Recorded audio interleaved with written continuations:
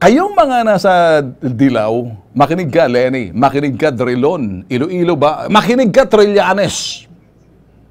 Etong pinagsasabi niyo, sinasakyan niyo, kayo rin ang dahilan ng problema noon. This should have been done a long time, sectional, but you did not. Ang dami niyong pinag-aksayan ng panahon. Gayang mga kulay na yun, nakakabuisit. Yang koalisyon na, buisit! Jesus Maria Josep. Pakiulit. Buisit! Jesus Maria Josep. Hindi ka kasama, hindi ka naman Dilaw eh. Gusto mong tumakbo? Sa Manila pa nga lang, hingalo ka na. Buisit! Pakisabi mo. Jesus Maria Josep. Mario Josep. Parang, sino ba yan? Parang, teka muna, parang sino ba yan? Parang boses ni Mar Rojas. Parang boses ni Erap. Mario Josep. Makinig kayo. Makinig kayo. Kayo mga Dilaw, kayo ang dahilan.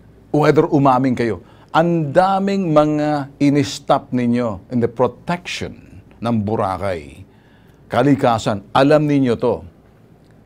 Pinoy, not pa, kung nakikinig ka, listen carefully. Mar Rojas, nakikinig ka, listen carefully.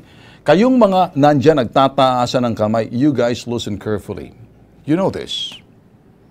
Marami kayong in-stop during those times na dapat kinary over ninyo yung rehabilitation, yung mga plano doon sa preservation ng Boracay. It never happened.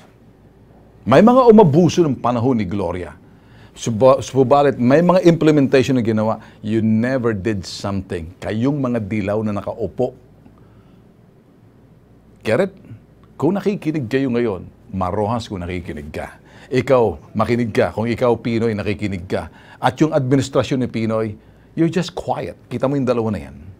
Pag-uuntugin ko mga ulo ninyo, palisin mo nga yan.